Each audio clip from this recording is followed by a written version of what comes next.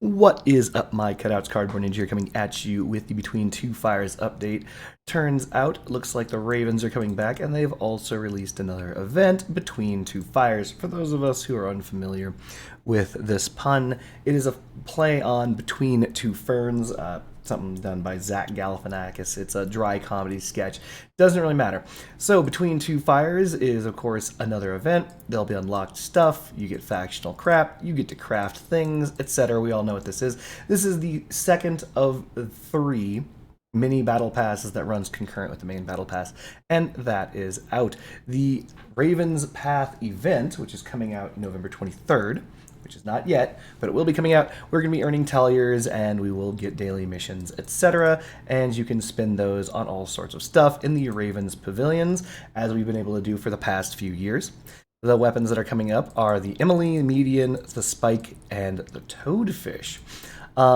This is actually pretty good because I've been looking forward to getting spikes. I haven't had spikes ever, but I know spikes are good and it'd be neat to have.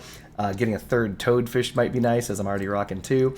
And of course, this means the price of the median is finally going to collapse. Emily doesn't cost that much right now, but I'm willing to bet that the price of it is going to collapse in itself even further. Don't worry. I'll check the market to show just how badly those have collapsed, and some other things have changed as well. It's always a good time to get a Rift 2M. Everyone needs just about one Rift 2M just in general. This allows you to break off parts on your own, which means that you can destroy ammo crates and generators on your own build. You can do all sorts of stuff. The Contact 2M, which nobody should have under any circumstances, because fusions don't work, man. And of course, the epic defense module, the Argus, aka the crappiest defense module. At one point in time during the game, I think I had 3 of these. I fused them, and they're still dog shit. They don't keep up with what they need to do, and they never will until they increase the damage to like 50 damage per shot for the laser. Then so they can one hit the Ripper blades, but until that point, you could increase it to 50 or increase it to 25 so it could 2-hit Ripper blades. But right now, this does nothing. So if someone fires a Ripper blade at your build or at the ground in front of you, the Argus will not be able to destroy a single blade. It will stand there and go pew, pew, pew, pew, pew, pew, pew, pew. It won't do shit. It will literally not be able to do anything against a single Ripper blade, and this is what it's designed to fight. Completely valueless until that is fixed. Gun mount and gun mount ST wheels are back. Anyone who's seen my movement tier list knows that the gun mount wheels are actually very high level, I think they're A tier. This is because of the fact that they have damage pass through. They're basically just like lunar wheels, except they actually have better stats than lunar wheels, and they are of rare rarity instead of special. But their power score still matches that of a special rarity. In addition to that, you'll be able to make a Quasar, Oppressor, Spectre 2, Fortune, and Reaper. I think these are interesting. I think these might just be cheaper. It'd be cool to get back into the Reaper game for me. Cosmetics will be available, and of course, medals. Yep. Other than that, patch notes, bug fixes, etc. This is mostly due to the flight controls.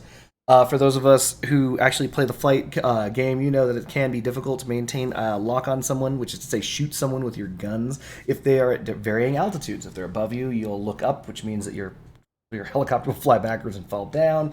If they're beneath you, you'll look down, you'll speed forward, etc. And so they're trying to make it more intuitive. At small angles of inclination along the pitch axis, armored aircraft can fly without gaining altitude. So this means that you can look up and down without gaining or losing altitude. A limited roll to the left-right AD keys no longer leads to a loss of altitude at small angles of inclination. Basically, when you lean in a direction, you fall in that direction. That's just real life, but they're making that so you don't fall because it's too difficult to play. Acceleration is now less dependent on pitch angle and is now stronger at low pitch angles. This increases maneuverability, allowing you to change direction faster and reduce the influence of inertia. So all of the helicopter game mode that you guys have been playing and you've seen are based on the fact that you have to look down to go forward and look up to go backwards and so on and so forth. So in order to accelerate to the top speed, you basically have to look directly at the ground. right? So you're looking directly at the ground and your build is falling straight, but that means that 100% of your thrust is being put towards moving forward. They're making it less dependent on pitch angle. It's still dependent, but less dependent. That way you can actually fly forward at top speed without facing the ground. Vertical braking force has been increased, which should provide greater control of movement, improved overall stability of armored aircraft in the air. By the way, increase the height of the upper border in Desolate Town. That's good because the the height of Desolate Town is very low. Improves visual effects of Manitou Cabin, and improve the placement of the Avea strut part on storage. Just looking at these over. Yeah. As a minor aside, for those of us who don't know, when you're using your helicopter, use the spacebar or whatever you have currently set to brake, because that will automatically make your helicopter or your flying machine attempt to right itself. It will try to keep it vertical, meaning that the W key will thrust up, the S key will thrust down, and that's the overall idea. You can use that often to maintain the rightness of your vehicle if you don't want to end up in a dead stall. So that's just, a pro tip, etc., etc. Now let's mosey on over to ye old Crossy Outie. And in ye old Cross Out, we have... Let's check out ye old Battle Pass. And this, that, and we'll look at ye old mid-tier Battle Pass for Between Two Fires, aka Between Two Ferns. For the most part, you're not going to get anything for the first 4 levels. You'll get a Hugin, terrible cabin. For the second, you'll start getting Gungners, which are terrible guns. Like, I'm not going to lie, this is pretty terrible. These are fun. The excavator headlights, you get little cosmetics, garbage resources, a second Hugin, in case you needed more than one Hugin, which you're gonna. Pro tip, the ability to produce Hugins, which would be for 2 Hugins and an Iris allows you to fuse your Hugin into a durability mass limit. I mean, that's actually a good fusion for a bad cabin. But don't worry. We're coming back to that. We're coming back to that soon. Don't worry. Another Gungnir, storage expansion, more crappy humanitarian crates which don't give you anything. Coupons for legendary workbenches, which is like 75 coins or some crap. It doesn't really matter. The Thor blueprint, which is interesting, right? And don't worry, we're coming back to this, and you get your very own Thor at rank 40. So with that, you'd assume, wait a minute, that's crazy. If you get your very own Thor, that would mean that the price of the Thor would come down, right? Right? It's not coming down. The price of Thor is never coming down. So, you can craft your own Thors in exchange for fused Gungners, Hugins, and of course the argument. So let's mosey on over to see what happened to the argument's price. It usually sits around nothing because it's a trash weapon. And oh, there, what's this? Oh, Jesus! Oh, someone's paying out the butt. And as you can see over here, at sell orders of 129, people who have made a buttload of arguments, who have been sitting on them waiting for this day, are now pouncing. They're pouncing. They want the money. They want that maximum money, and they can do it, and they're getting it. Coming to get that max money. Someone's trying to sell 10 of them for 500. He's like, anything. Just these guys things are worthless. Just give me the money. So these people made a buttload of them, and this is the time for them to try and cash out.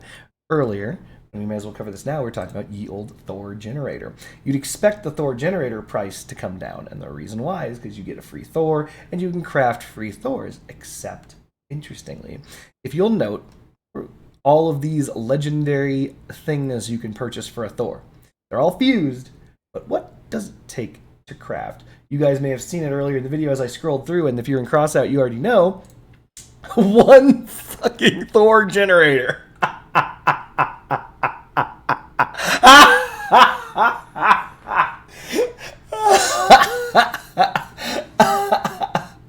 Market doesn't even know what to do. There's gonna be more Thors, but people are gonna want to use their Thors. Market's like, so what is this? Are there more Thors or less Thors? Do I need to sell or do I need to buy? Like, what are we doing here? That's what this fluctuation you see here. They don't know. Let me just answer this for everyone, or at least answer this for you, the viewer, right? You guys might be wondering, wait a minute, so do I care? The first question is this: if you're brand new to the game, or if you're newish to the game, you managed to get your hands on a Thor, don't Don't trade it for this crap. Don't trade it for this Draco, this Retcher, this Mammoth, this Fortune, this Arbiter, this Apollo, this Toadfish, this Cyclone. That's stupid. This Thor is worth more than them. This Thor is worth more than a fused Retcher. It's worth more than a fused Retcher. So this is a dumb trade.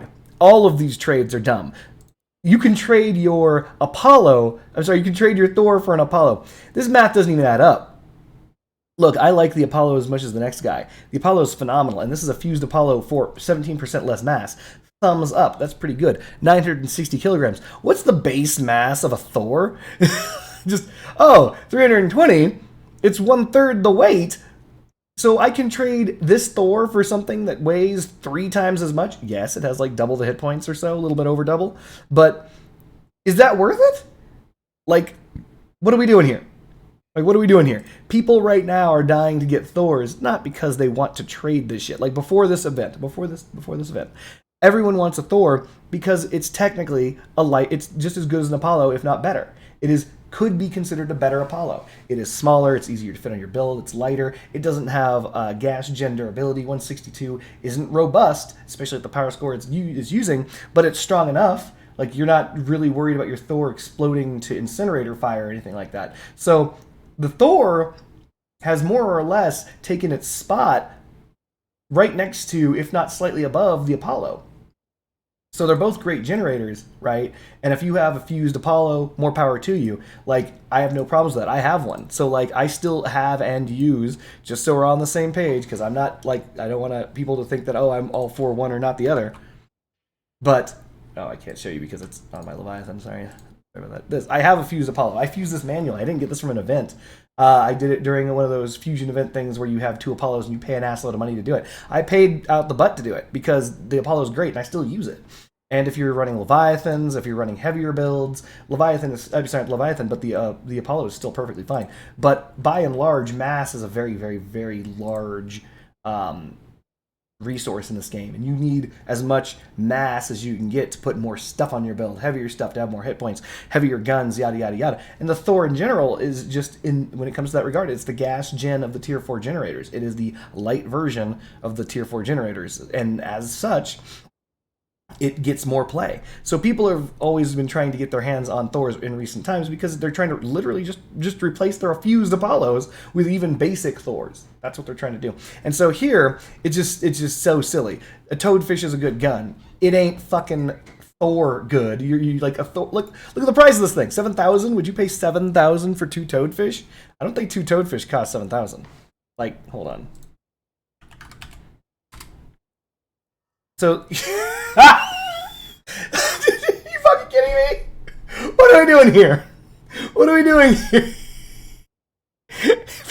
For 4,000, which is approximately 1/2 of 1 Thor, you could buy 2 Toadfish.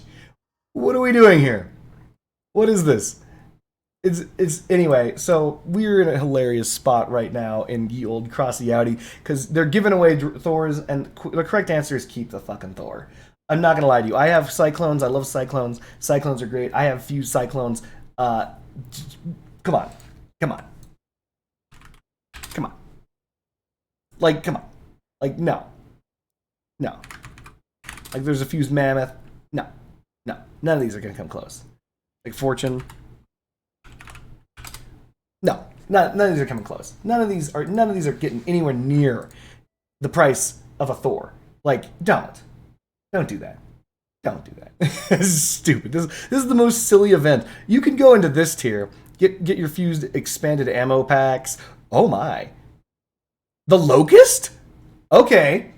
So these things. Okay. Hold on. This is ignore all that shit I was talking about with Thor. Let's ignore that for just a moment. You can get Locusts in this patch. That's crazy. And they do come out fused, which is great because it's durability. They're perfectly fused. So they're God fused Locusts.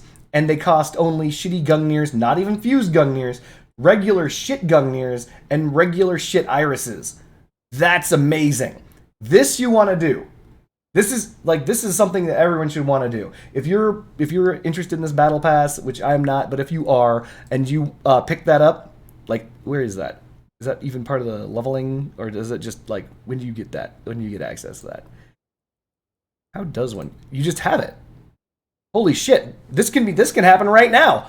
What the price of these things? What do you want to bet the price of this is? It's plummeting? Oh, that's stupid.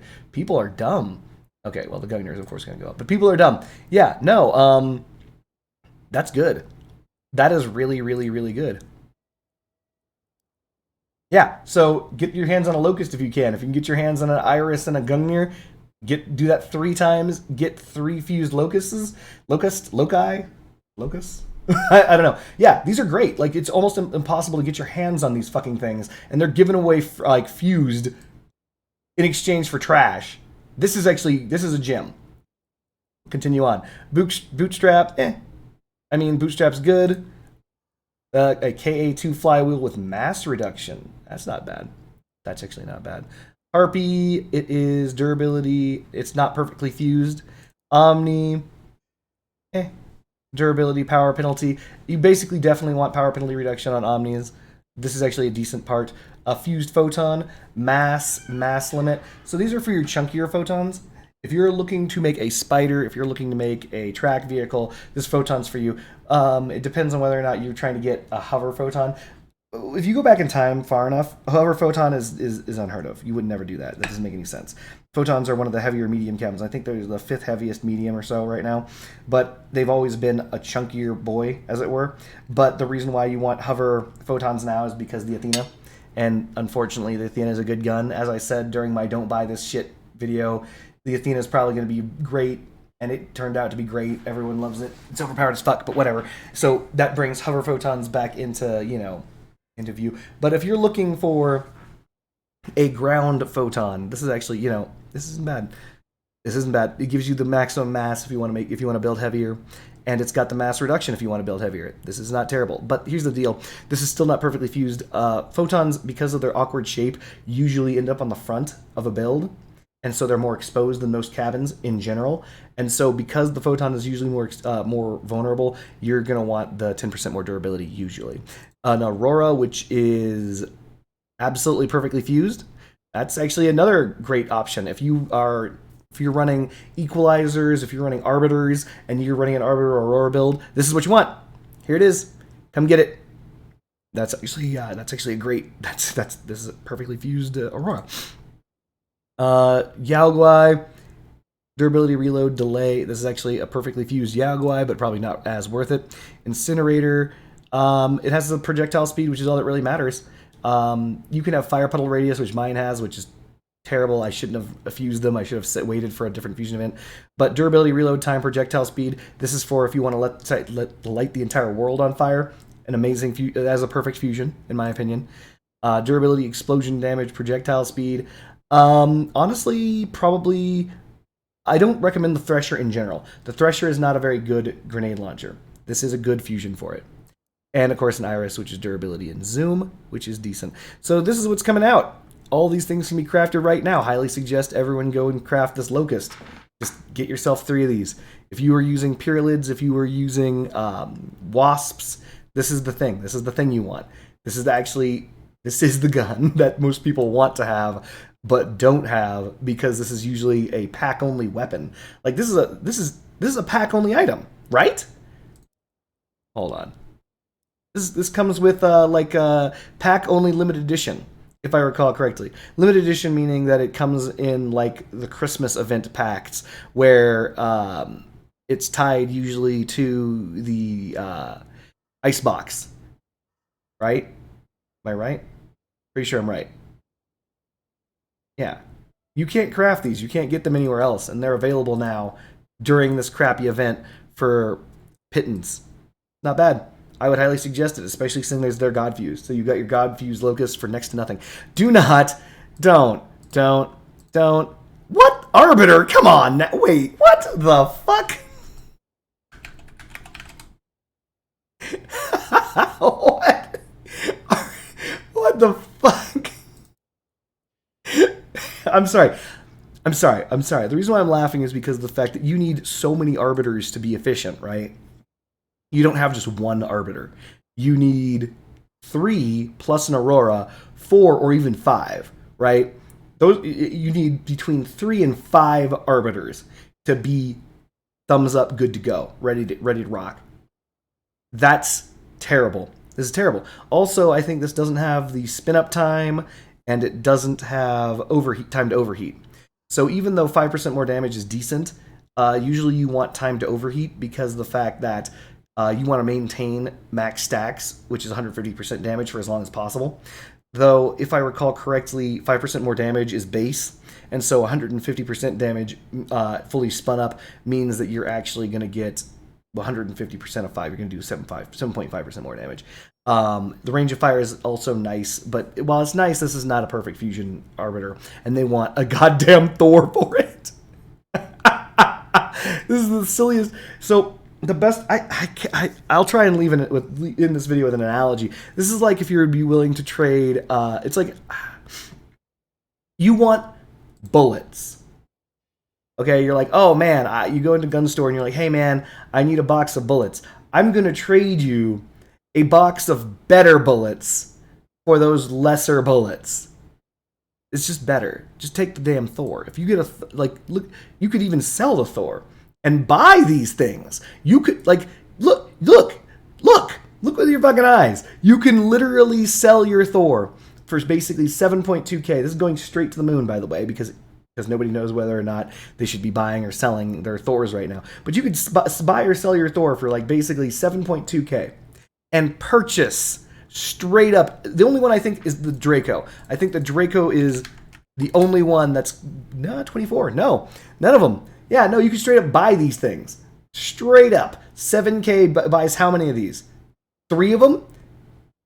24 becomes basically 5,000. Yeah.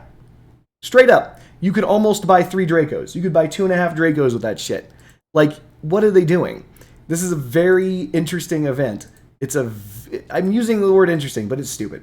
It's really stupid because they're basically saying, let's just convert this into money. Ignore the Thor. Ignore it being a Thor. Okay, let's ignore what it is, what it does. Let's remove that and say you complete the event, and instead they simply give you 7,200 coins. Here's your 7,200 coins. Now, do you want to spend 7,200 coins on one fused Retcher? Do you want to spend 7,200 coins on one Arbiter? Does that make sense? That doesn't make any sense. That makes no fucking sense. Do you want to spend 7,200 coins on one Toadfish? Right? It's crazy. It's crazy. Anyway, long story short, go get yourself some Locusts, get into the game. I think that's all I really have to say about this. So I'm going to leave it at that. Everyone should be grabbing Locusts. It's going to be a hell of a time. Resurgence of the Locust hovers. I see that in our future. All right, guys. Thank you for watching this video. Take it easy. Hope to see you in Crossout. Peace.